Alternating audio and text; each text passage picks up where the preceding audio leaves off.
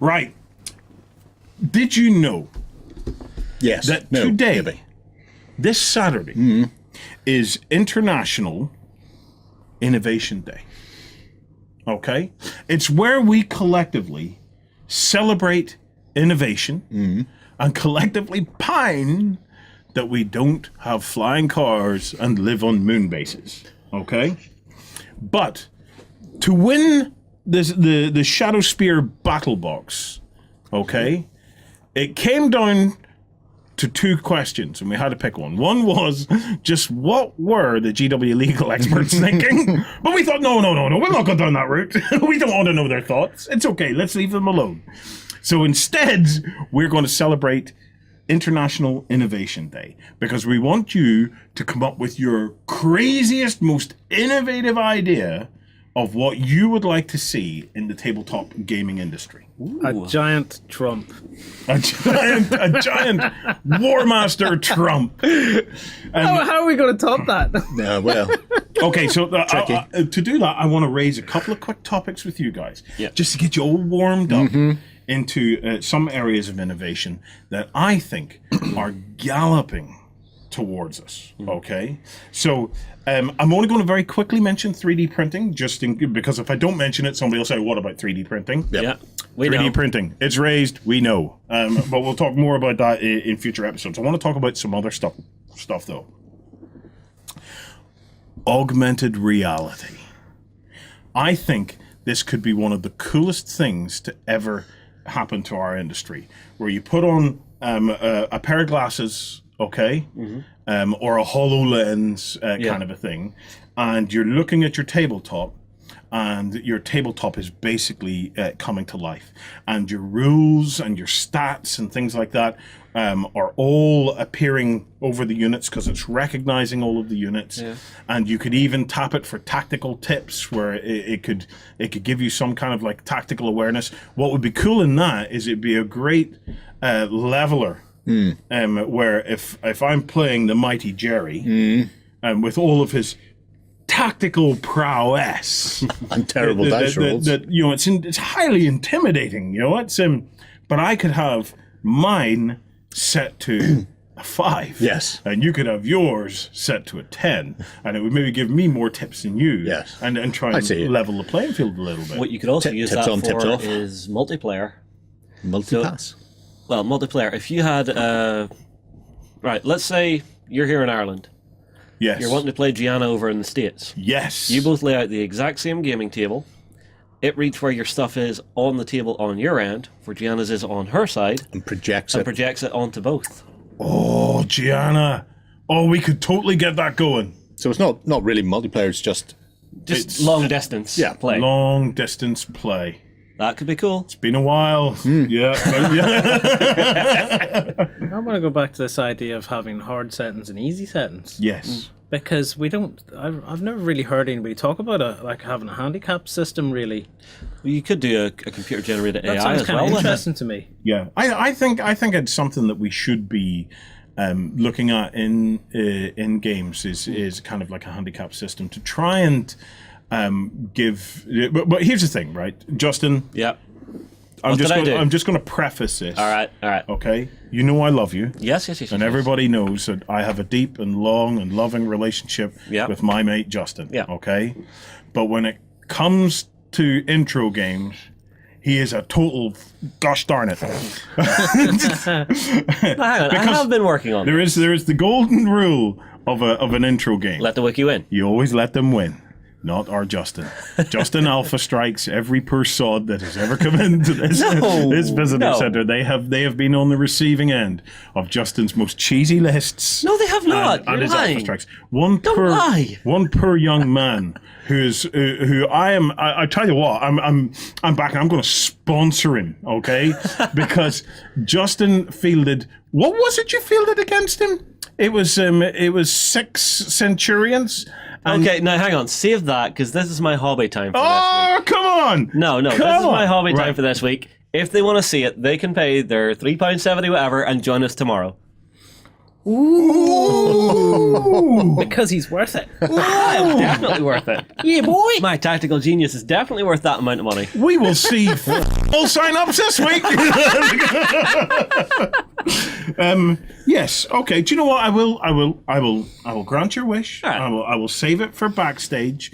It's worth joining up to backstage this weekend because we're going to be giving away 100 free backstage passes for backstagers to give out to a friend who has never been a backstager, because tomorrow is the Random Act of Kindness Day. And we've got some random act of kindness that we're going to try and build up and do some stuff with our backstagers. Which is because unusual.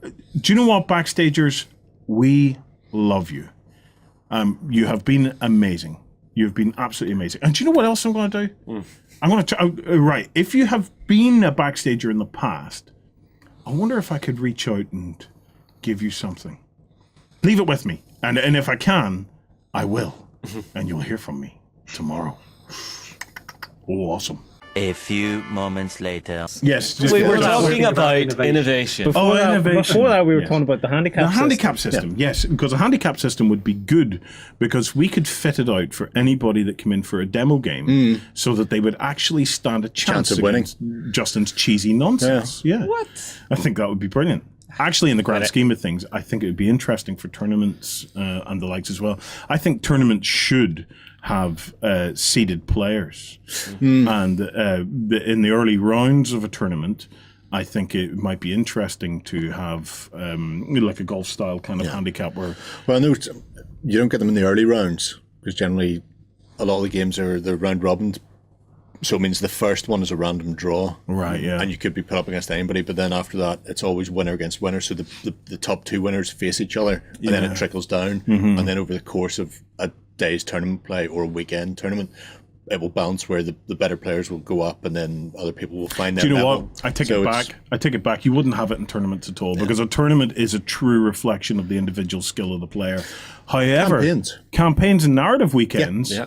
I think it would be a really great way of balancing things a little bit and helping them. It could be very useful for gaming stores as well that want to actually demo multiple systems. Yeah. So if you had a fully digital table that You're back to the You're innovation. back to Okay, No, right, we're okay. just blue sky thinking. He's brought us back. That's okay. No, Staying that's on good. point. That's good. You're staying on point. Yeah. Yeah, but no, if you had a blank table that it was able to fill out with a projection for different multiple systems, you would have a database of games that you can teach to people in your store with zero outlay except for getting the HoloLens and the table. Do you know what? This almost makes me want to learn the code. This almost makes me want to learn the code. Learn the code. Because I want to hack the system. I now have realized that this whole augmented reality thing could be the best thing for me in the world when I'm playing against Justin, because I could hack my army to have a whole load of little dudes with their willies hanging out. And they could all come running over the hill, Justin, just like the old Highlanders with an old floppy glory going on. Yeah. You're gonna love this, man. I'm just gonna make your life with this whole augmented reality thing. Yeah. Will we move on? Next thing. Just on the well, augmented there is reality more. thing, yeah. Right. like, do you want it to replace miniatures? No. Projecting? No way. I only Because that's where that's a slippery slope leads to. Well, to be fair, to make that slope a little less slippery, I will only have the appendages augmented reality. So the minis will be real, but the Todgers will be virtual. So for that, You're never getting into any of my accounts ever again. for the remote gaming that Justin was talking about, you would have your army, but it's just because the other person is playing somewhere else. I mean, there's things out there at the moment like Universal Battle where I know, where but people do this. They play if test this their took armies. off, the masses probably would not be interested in sitting down and painting miniatures and Yeah, stuff. yeah, So but they they're- would just want it in a fully projected. Yeah, that's fine. system. They can do them. You know, I'm all for But you could have that let folk option. hobby because the way they want to you're hobby. all playing the same game at the end of the day. I think I think the initial stages of this for me is purely to make it easier to play games.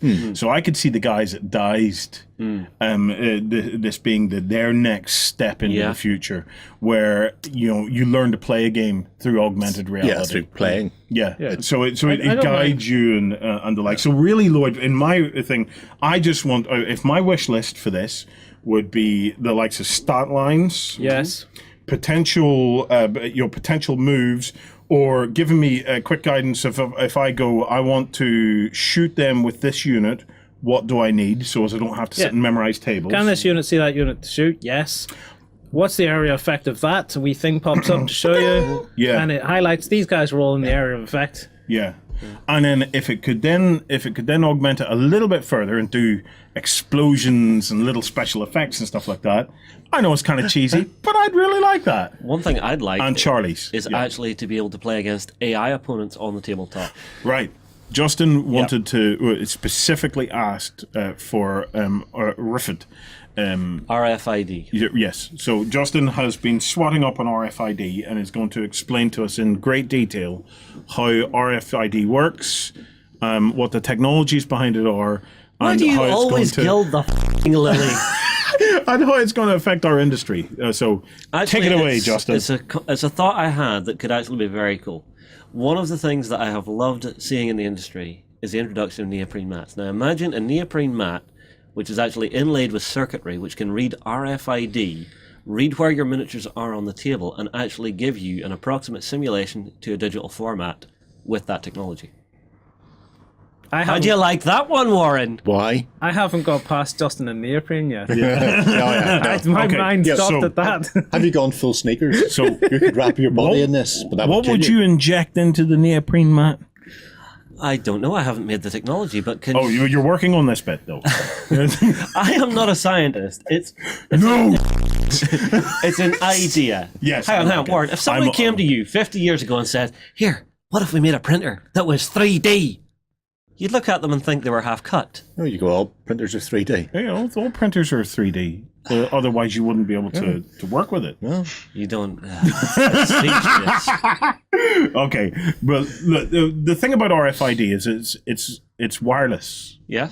Okay, so RFID is basically just it's a chip.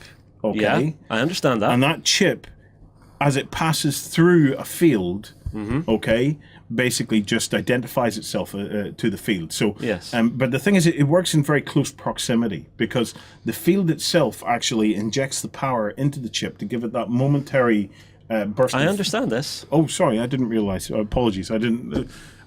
Continue. Right. So the field is generated by your mat and Okay. read through the mat. Okay. So basically, you could have that being led into a digital format. So say I have a buddy who's actually playing online. He can see what I'm doing. Mm-hmm. And if there was a way to actually have it light up to show what he was doing as well. I think we actually had something very similar to this in the projects recently Yes. for Space Hulk Challenge. Okay. So if I may continue then. Uh-huh. Okay.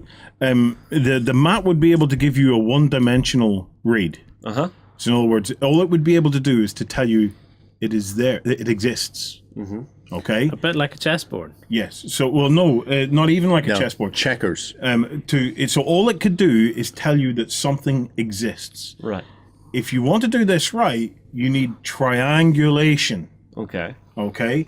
So what you actually need is it to interact with multiple fields. Okay. To give, because you need it not one dimensional, as in I exist, and not two dimensional. You need it three dimensional. Okay. Okay, so you need a triangulation of fields. So you probably wouldn't embed it into the mat, or what it might be. I don't know if the range would be high enough, but what you need something to create fields where it's getting an intersection of fields. Okay. And it's saying that each field is able to say I exist at this space, this point in space, and then you need a machine then to triangulate that and say where it's at. Okay. So I totally agree. I think it would be cool. However, I think it's completely unnecessary Okay. because I think that augmented reality is going to be able to do exactly the same thing with cameras. That you don't actually need RFID. I was a big proponent, and I always thought RFID would be a great way to do it. But I think with the augmented reality, it's completely unnecessary because I think that the sensors inside that you can put inside an augmented reality system actually does away for the need of any kind of RFID, because Maybe. it uses a combination of cameras and invisible laser beams. What you'll find is, if you go down this technology route, like either might work, but the camera technology will probably be the cheapest route. Yeah. That was my next question. Like Would it'll be probably which be of much the cheaper options would be the more because you'll be able to cost-effective? buy a system like that, which will be able to do multiple different things. Yes. Yeah. Rather than buy one mat that does one thing. Yeah, a camera will be able to recognize a fair mini. point, fair point. You know, Well, they've already got that app at the moment, although I know it doesn't work 100% accurately. But you can go, I'd like to measure that point from there to there. Yeah. And you get the little digital tape measure, and you can hold the camera up, and it does that. And all you really need to do is, if that already exists, if that could be refined so it was accurate. What have you been measuring that you know is not accurate? Oh, yeah, various things.